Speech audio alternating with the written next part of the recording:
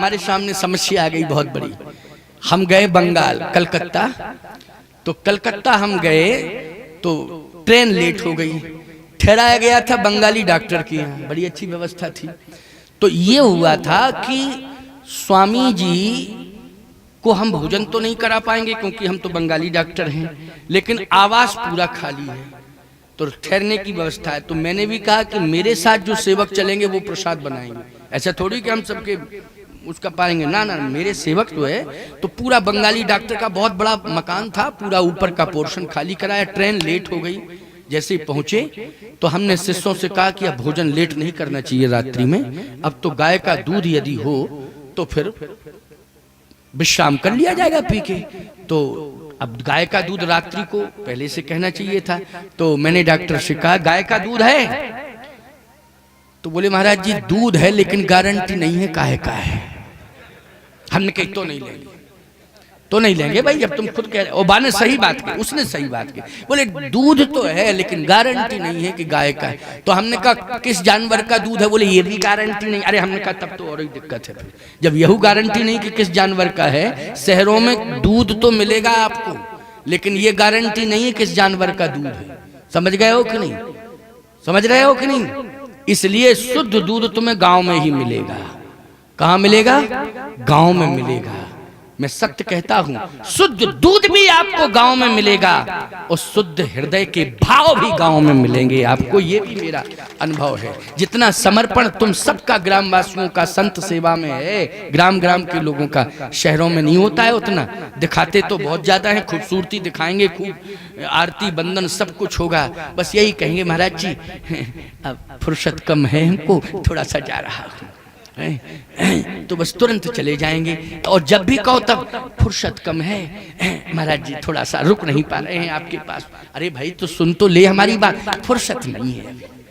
अच्छा शाम को आया, हमने कहा अब बैठ के सुन ले, प्रणाम कर रहा हूं, फुर्सत नहीं है, फुर्सत नहीं है। क्या बतावें, एक गांव घर में हम ठहरे शहर में, वो 9 दिन रुके साहब, उसे एक दिन फुर्सत नहीं मिली।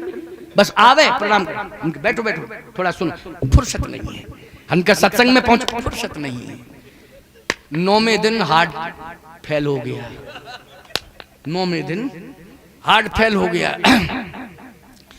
अब पूरा घर आ गया, पांव पकड़ लिए, महाराज जी अब क्या होगा? हमने कहा तुम्हारा तो बहुत बड़ा नुकसान है, अब हम भी सूतकई में आ गए यार, क्योंकि तुम्हारे घर में अब अच्छा हम ये नहीं जानते थे, ये हम नहीं जानते थे कि ये विडम्बना होगी और ये अकस्मात विडम्बना। कहे महाराज जी अब कोई उपाय हो? हमने कहा ये बताओ पूरा घर, बोले फुर्सत में है अब। हमने कहा अभी तो घर भर का पता नहीं लगता था, अब सबको फुर्सत हो गई। क्यों भाई, घर में आदमी मर जाए को जाए बाहर, और मोहल्ला वाले भी जाम, सबको फुर्सत है। मोहल्ला वाले भी सोच रहे कि कब इसकी शव यात्रा में जावे। अब पूरा घर मेरे पांव पकड़े, महाराज जी क्या हुआ ये, अब क्या होगा? मैन यही थे, अब क्या होगा?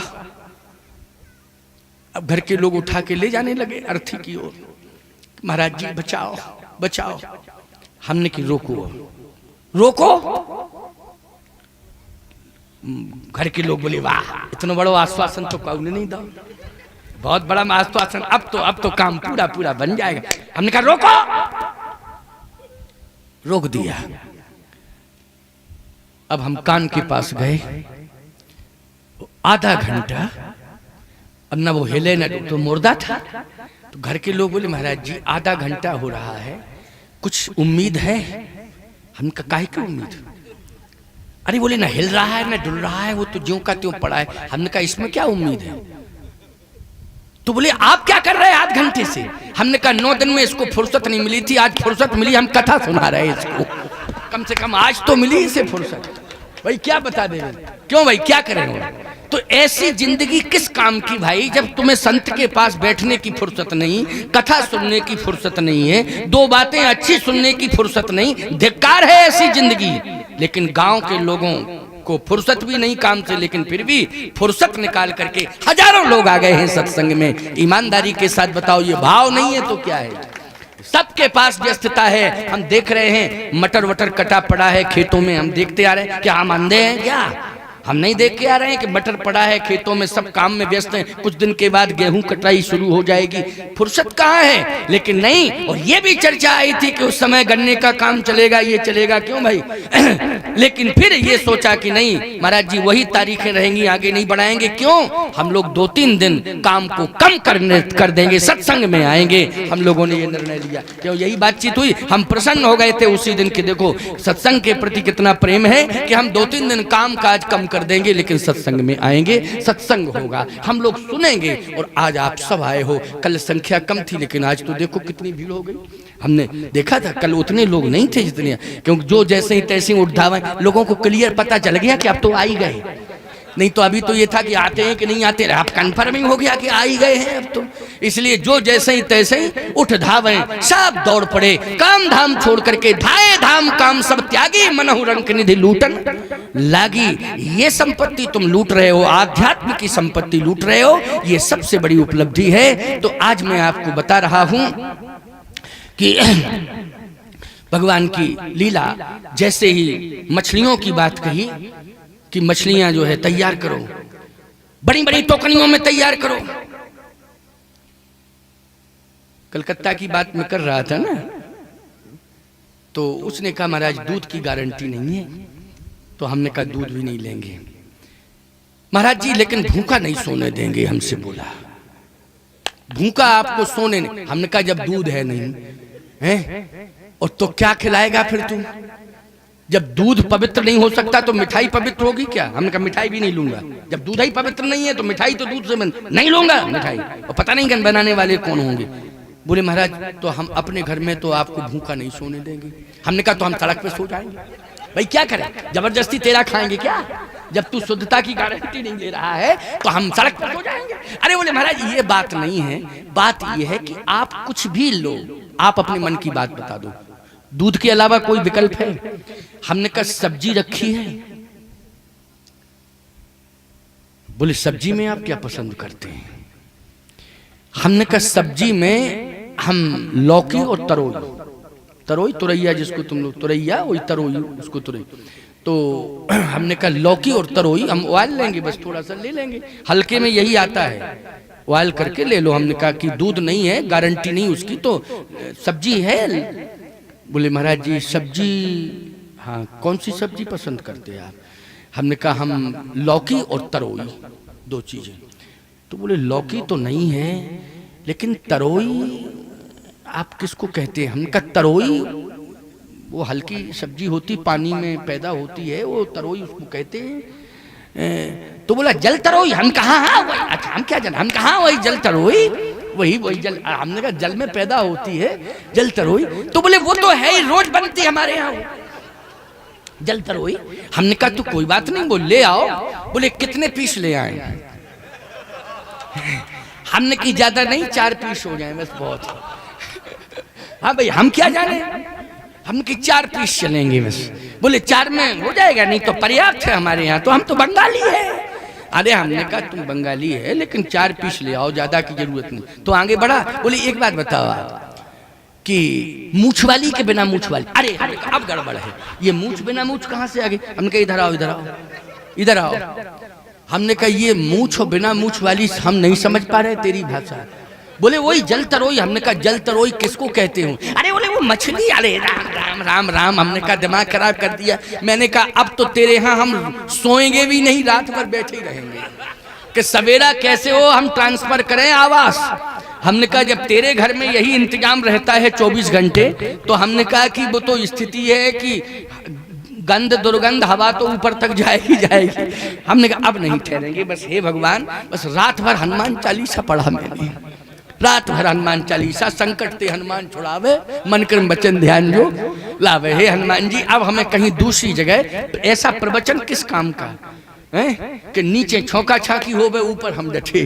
क्यों भाई? हमने कहा ऐसी हमको प्रवचन की हमको ये जरूरत नहीं है, ना ऐसा प्रवचन करना है। कलकत्ता से हम चले जाएंगे, लेकिन इस तरह थोड़ी रात भर ऐसे ही भगवान का स्मरण किया प्यारे। तो कहने का तात्पर्य मेरा ये है कि यहाँ संत के सामने मछलियों की क्या जरूरत है? बोलो भाई क्या आवश्यकता है मछलियों की? लेकिन यहाँ मीन पीन पाठीन पुराने और भर भर भार कहार आने का। मछलियां तैयार करो बड़ी बड़ी टोकनियों में, और एक टोकनी में, अनेक टोकनियों में कंदमूल फल हैं, अनेक टोकनियों में मछलियां हैं, और अनेक पशु पक्षी हैं। ये नहीं कि दो चार, बहुत झुंड का झुंड। और निषाद ने कहा चलो ले चलो इनको। तो उस महात्मा ने कहा अब रुको जरा, रुको रुको रुको। अब क्यों रोक रहे हो? महात्मा ने कहा मैं इसलिए रोक रहा हूं कि संत के पास भेंट के रूप में कंदमूल फल ले जाना तो ठीक है, लेकिन ये खगमृग और मछलियां इनकी क्या जरूरत है? और अयोध्या के लोग नागरिक सब सात्विकी हैं, सबके ग्रह ग्रह हुए पुराना राम कथा रुचिराकर नाना सब परम पवित्र हैं, और ये सब ले जाने की क्या जरूरत है? क्यों ले जा रहे हो कंदमूल फल? कंदमूल फल तो ठीक है, खगमृग क्यों ले जा रहे हो? मछलियां क्यों ले जा रहे हो? उसने कहा हम राजा हैं, साम दाम दंड भेद 4 प्रकार की नीतियां होती हैं। आपको महात्मा पता है क्या कि प्रवृत्तियां भी 3 होती हैं? महात्मा ने कहा कौन कौन होती हैं 3 प्रवृत्तियां? तो निषाद राज ने कहा एक सात्विकी प्रवृत्ति होती है, और दूसरी राजसी प्रवृत्ति होती है, और तीसरी तामसी प्रवृत्ति होती है। अच्छा, चौथी कोई प्रवृत्ति होती है क्या? प्रवृत्तियों में केवल 3 ही प्रवृत्तियां हैं, बोलो है कि नहीं? सात्विकी प्रवृत्ति, राजसी प्रवृत्ति और तामसी प्रवृत्ति। ये तीनों प्रवृत्तियां लेकर के हम जा रहे हैं, और समाज में जितने लोग हैं एक ना एक प्रवृत्ति से वो प्रभावित है। या तो कोई सात्विकी प्रवृत्ति वाला है, या कोई राजसी प्रवृत्ति वाला है, या कोई तामसी प्रवृत्ति वाला है। बोलो भाई, इन 3 में से चौथी प्रवृत्ति कोई हो समाज के अंदर तो बताओ भाई। गांव में भी 3 प्रवृत्ति के लोग रहते होंगे, या तो सात्विकी प्रवृत्ति के होंगे, कोई तामसी प्रवृत्ति का होगा, तो कोई राजसी प्रवृत्ति का होगा। बोलो भाई, होता है कि नहीं होता है? आहा, उस महात्मा ने कहा कि सबसे बड़ी बात तो यह है कि अयोध्या के संपूर्ण नर नारी जितने भी हैं सब सात्विकी प्रवृत्ति वाले हैं। कौन सी प्रवृत्ति वाले हैं? सात्विकी प्रवृत्ति वाले हैं। राज चलता है, राजा होते हैं, लेकिन आपको मालूम है कैसे राजा हुए हैं?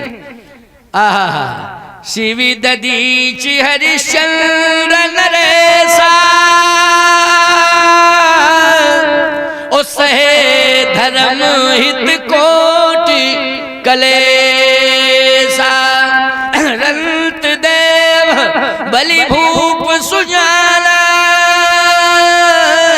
धर्म धरऊ से संकट नाला। बड़े बड़े राजा हुए हैं।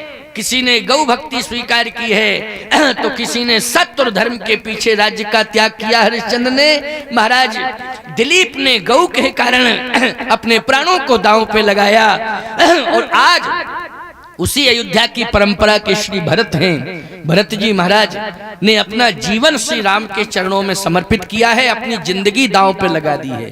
किसके कारण लगाई है? श्री राम के कारण लगाई है। इसलिए मैं कहना ये चाहता हूं, गारंटी से कहना चाहता हूं कि केवल फल, कंदमूल फल की ओर दृष्टि जा सकती है, बाकी और दृष्टि जा ही नहीं सकती है। निषाद राज ने कहा बस यही देखना चाहूंगा, ये तीनों प्रवृत्तियां लेकर के जा रहा हूं। भरत की दृष्टि, अयोध्या वासियों की दृष्टि अगर कंदमूल फल पर गई तो समझ लेंगे समर्पण का भाव लेके जा रहे हैं अयोध्या वासी और भरत, राम के चरणों में समर्पण का भाव लेके जा रहे हैं। और यदि दृष्टि कहीं पड़ गई कहां? खगमृग पर, तो समझ लेंगे कि राजसी वेशभूषा में जा रहे हैं, राजा बन करके जा रहे हैं, राजा का भाव मान के जा रहे हैं, और राम को ये तामझाम दिखाने के लिए जा रहे हैं कि देखो हम राजा बन गए हैं, सारी प्रजा हमारे साथ है, पूरा समर्थन मेरे साथ हो चुका है, ये मैं राजा इस तरह से। तो ये राजसी व्यवस्था है, इसलिए राजसी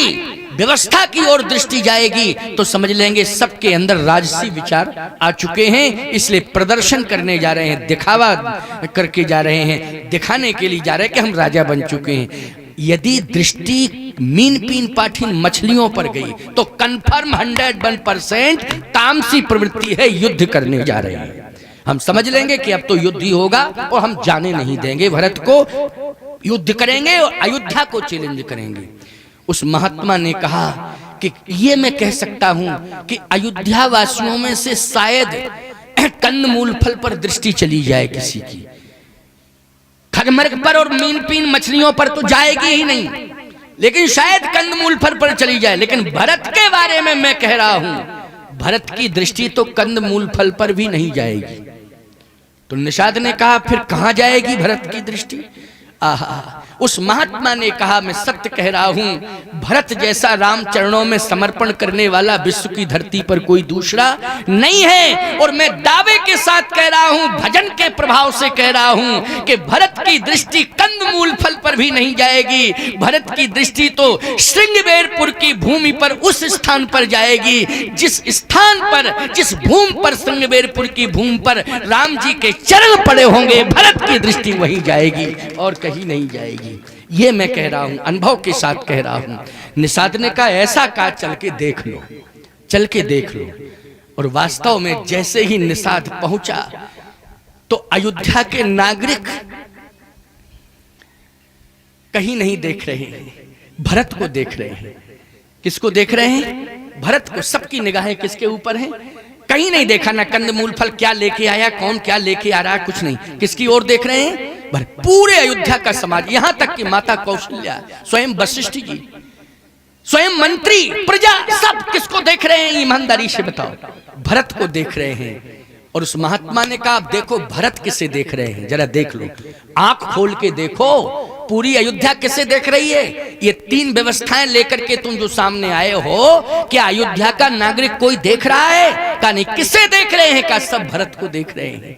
लेकिन भरत किसे देख रहे हैं? जो मैंने कहा था उस बात को सुन लो, किसे देख रहे हैं? तो गौर से जैसे ही निषाद राज ने देखा तो भरत जी महाराज उस भूमि को देख रहे थे जहां भगवान के चरण पड़े हैं। और जहां भगवान के चरण पड़े थे भरत जी महाराज वहां की भूमि, उस भूमि की मिट्टी को उठा करके, रज को उठा करके, चरण रेख रज नैनन लावही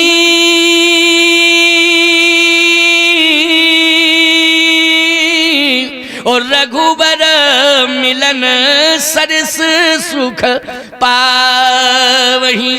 जहां देखा भरत ने कि इस भूमि पर भगवान के चरण पड़े हैं, याद रखना जहां भगवान के चरण पड़ गए वो भूमि जागृत हो गई और वहां तीर्थ बन गया। जहां राम चरण चिन्ह बने, जहां जहां राम चरण चले जाही तिन समान अमरावती नहीं। बोलो जहां जहां राम के चरण पड़े वहां अपने आप तीर्थ बन गया। वहां किसी ने चरण रखने की हिम्मत नहीं की। वो निशान राम चरणों में जो चिन्ह थे वो मिटाए नहीं गए, वो अचल प्रतिष्ठित हो गए। बस भरत जी ने कहा कि यहाँ मेरे प्रभु का चरण पड़ा है। उस रज को उठा करके माथे से लगा रहे थे। निषाद ने जैसे ही देखा साष्टांग प्रणाम करने लगा, भरत के चरणों में गिर गया। त्राहि माम त्राहि माम त्राहि माम त्राहि माम त्राहि माम, मुझे क्षमा करो क्षमा करो क्षमा करो।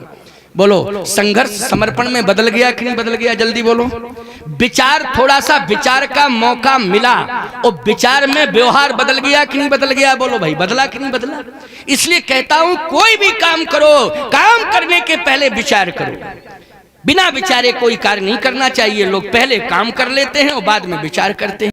हमारे सामने समस्या आ गई बहुत बड़ी। हम गए बंगाल, कलकत्ता, तो कलकत्ता हम गए तो ट्रेन लेट हो गई, ठहराया गया था बंगाली डॉक्टर की यहाँ, बड़ी अच्छी व्यवस्था थी।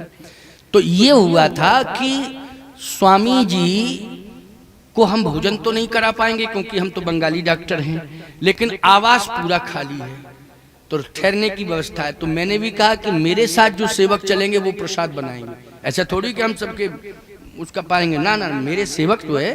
तो पूरा बंगाली डॉक्टर का बहुत बड़ा मकान था, पूरा ऊपर का पोर्शन खाली कराया। ट्रेन लेट हो गई, जैसे ही पहुंचे तो हमने शिष्यों से कहा कि अब भोजन लेट नहीं करना चाहिए रात्रि में, अब तो गाय का दूध यदि हो तो फिर विश्राम कर लिया जाएगा पी के।